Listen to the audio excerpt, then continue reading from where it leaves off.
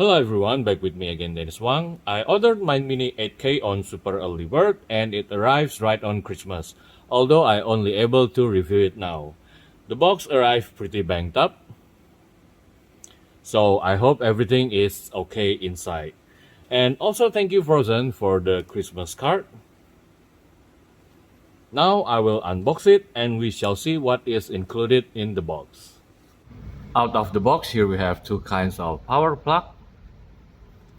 And this is the adapter, funnel with some globes, the USB flash disk, grit 80 sandpaper, plastic scraper, and then metal scraper. This is not sharp. Two stickers. We have the instruction manuals and the warranty card. And here we have the Allen key.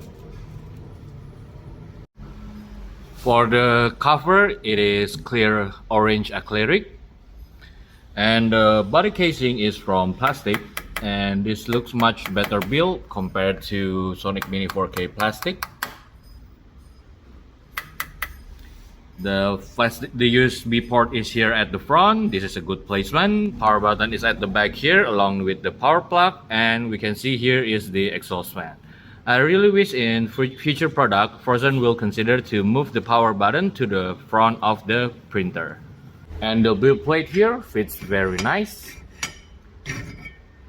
And we could see from the surface it has some pattern here, and according to some users that already have their Mini 8K, the build plate sticks very well, so I suggest that you use a low bottom exposure, maybe like 50 seconds, the maximum exposure.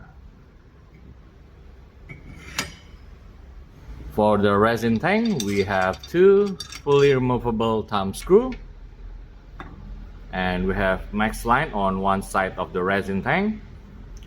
For area to pour your resin, it's shaped kind of like funnel here, and this resin tank has bolt act as a fit for the resin tank. This is a nice design, so you could avoid dust getting onto your FEP.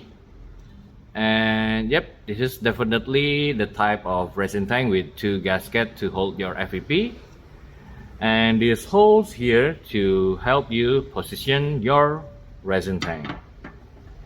Good. Okay.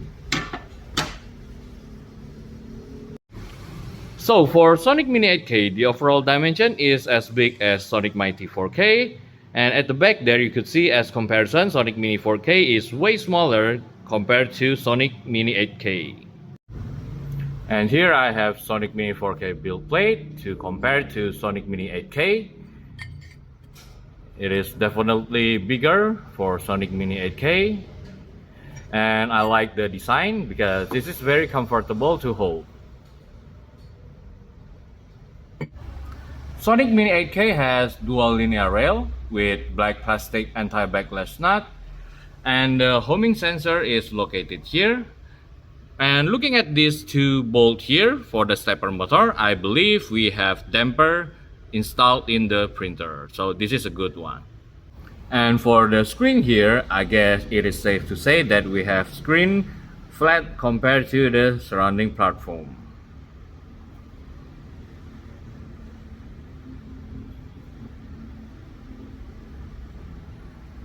The touchscreen, it is slightly bigger compared to Sonic Mini 4K. For the touchscreen menu, it is pretty much the same with Sonic Mini 4K, but for those who don't own Sonic Mini 4K, this is to print your model, this is to move up and down your build arm manually, and this is to test your LCD screen, this is to clean your resin tank, and this is to level your build plate. And if you find the alarm sound annoying, you could turn it off here. Now for the dial indicator test, I'm going to press 1mm twice, and then press down 1mm twice. Now I'm going to wobble it up and down. Okay, it's looking good. Now I'm going to move the build arm side to side. The dial is not moving and it's very good. Sonic Mini 8K is not using UV LED matrix, it uses linear projection LED module, and according to the website, it could enhance light uniformity by 90%. Now let's test it.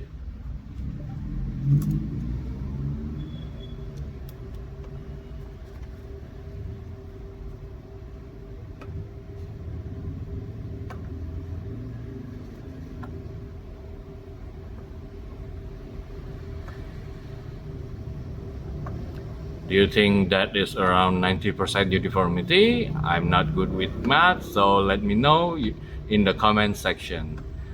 And from simple visual inspection like this, I would say that Creality Halot 1 integral light source perform much better in light uniformity. Light bleed from under the printer and the fan hole here. Now let's check the noise level. Test 1 2 1 2. It is about 71 decibels. And one thing that I like is I do not hear any humming sound or humming noise from the stepper motor compared to a very noticeable humming noise from Sonic Mini 4K stepper motor. While I was working on test for Sonic Mini 8K, I saw in some social media posts, people post that their print coming out shorter than the design, especially if they print the object flat on the build plate. So I got curious and I make these two compression test model. This is the compression disc, and this is compression with steps, and each height of the step is 0.1 millimeters. And this is the first print, the result from leveling with one paper. Both model coming out shorter than the design. And here's the measurement for the compression steps.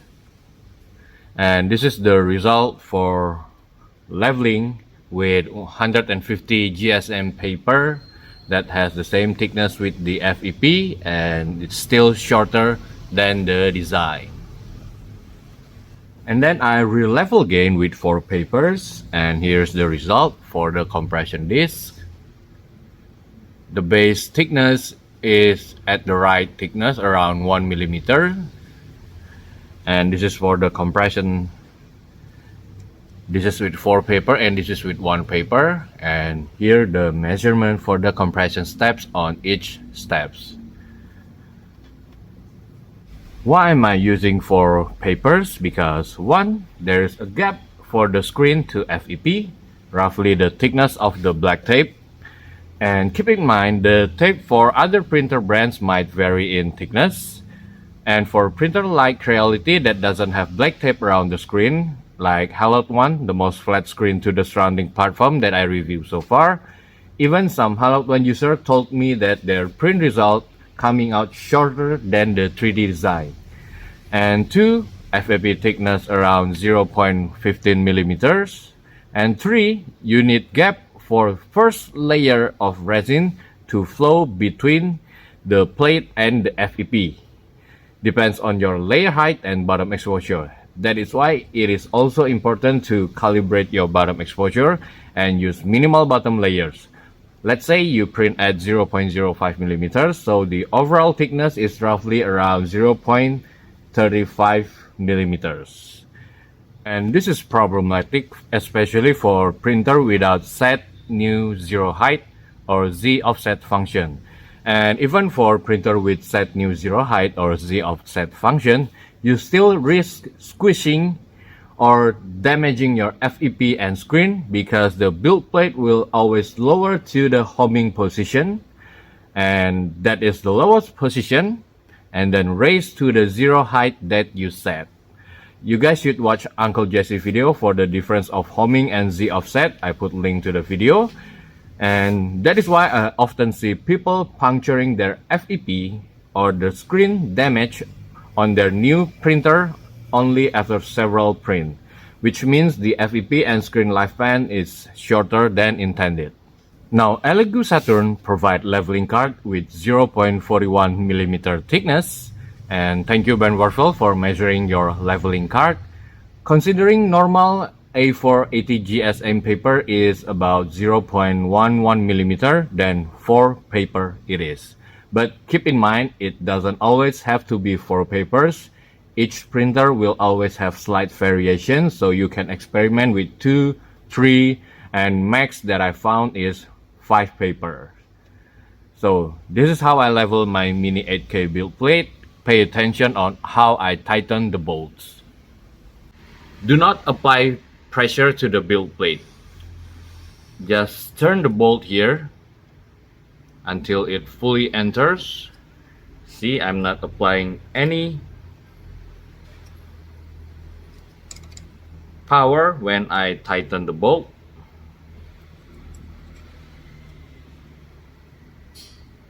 Okay, and then slowly tighten. We do not want to throw off the leveling, because if you only tighten one side first and then move to the other, you could throw off your leveling.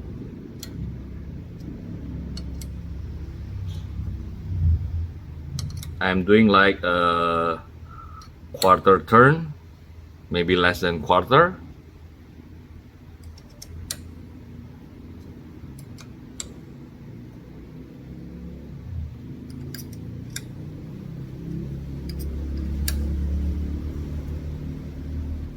This is almost very tight.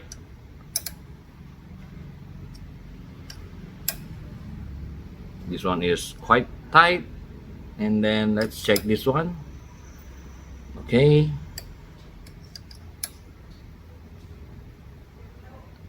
Okay.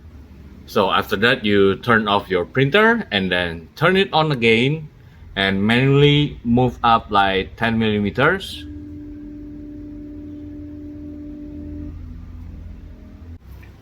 And then you could remove your build plate and then fully tighten each bolt. Do it in a crisscross pattern.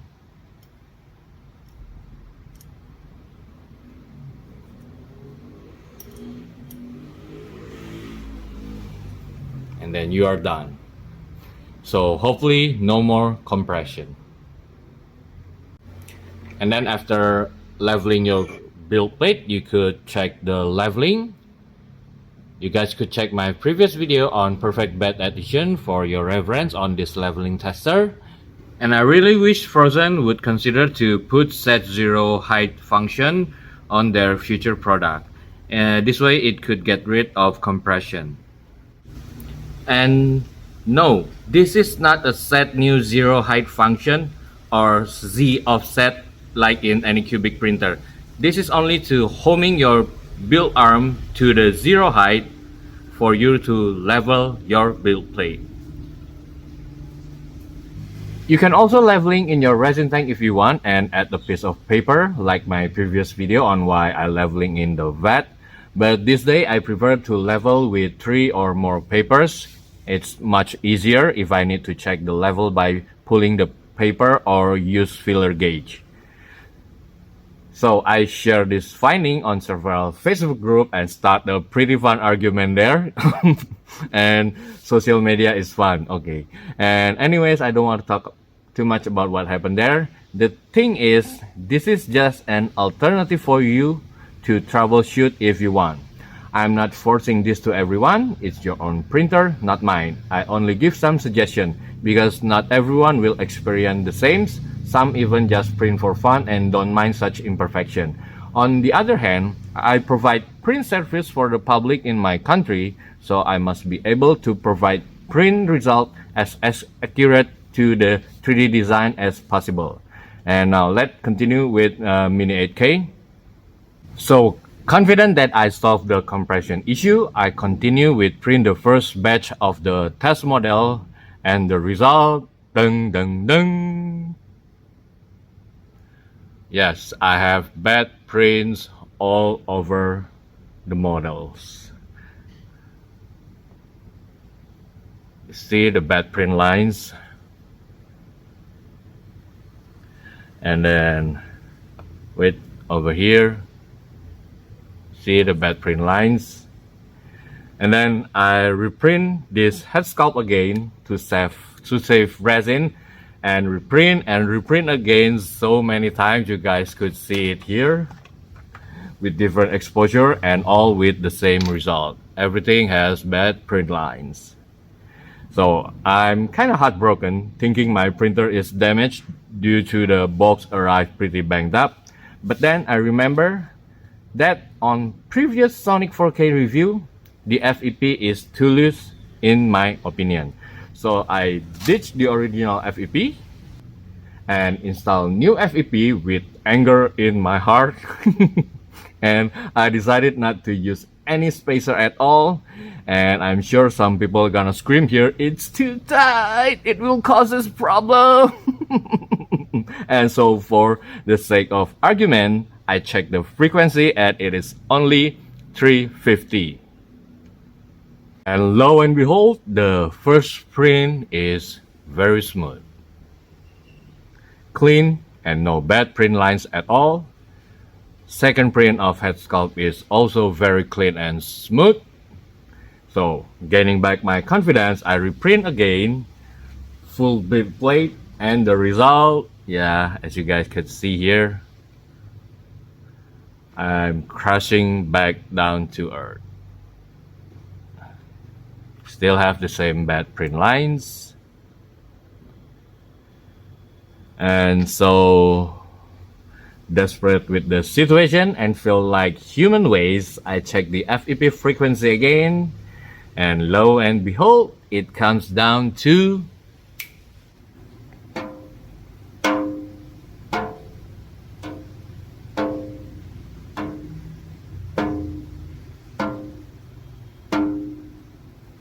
it is around 302 from the original 350 dropped down to 302. And I tell myself, okay, this is interesting. I will do more research about FEP tightness for future video. So after that, I reprint again this head sculpt. This is the fourth head sculpt. Suddenly more print lines again. I mean the next head sculpt print after the full build plate fell. And then this is the third. This is the fourth test. You could see the shift here and the print lines. I stopped because I can already see the print lines during printing. Suddenly, one thing crossed my mind. I already ditched my mini 4K black tape long ago and never have bad print lines even with crazy print settings. I did it for my experiment and research purpose. All prints comes from my early batch mini 4K printer, which notorious for the wobbles and the flags and all, and after I fixed those problems on my mini 4K, the only difference with mini 8K is the black tape. So I ditched the black tape and then install Captain tape and reprint the head sculpt again, and ta-da! The result is smooth and clean and no bad print lines at all. And here's another result.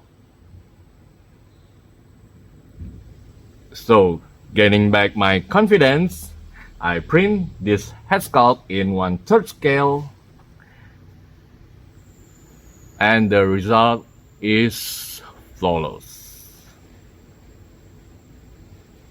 Very clean, smooth, no bad print lines at all. If you like what you're watching so far, kindly consider to subscribe to my channel, and if you want to support my channel directly, you can check my Patreon link in video description. But the story doesn't end here. Because I ditched the black tape, I have to do the compression test again. And here's the result from the first test. First test, leveling with one paper. The print result coming out too short again. And this is the measurement. And then I re-level with 3 papers. The disc coming out slightly taller, the same with the compression steps model. And this is the measurement. But only now I realize the thickness of the bottom part here is much thicker compared to the design. And this is the design measurement.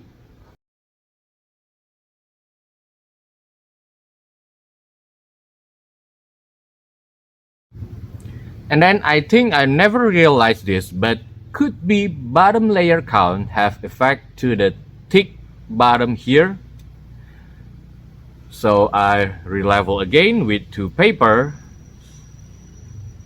and only use 2 bottom layers with 10-second bottom exposure. And here's the result. And now for fun test, I reprint again. This is with 2 paper leveling and only 1 bottom layer and 10 seconds bottom exposure. And this is the print result for 1 bottom layer and 10 seconds bottom exposure. We have a slight delamination over there and around the edge of the bottom of the compression disc model. Now let's measure it. And here the measurement result. So what do you guys think for the result? Let me know what you think in the comment section. And at the end of the day, all the tests I've done may or may not be necessary for you, depends on what you need to print. And most of the time we print with support, so such crazy overkill tuning and calibration may not be necessary. And I have recreated the test on other printers that I have reviewed like Reality and Anycubic, and all show pretty much the same result with slight variation.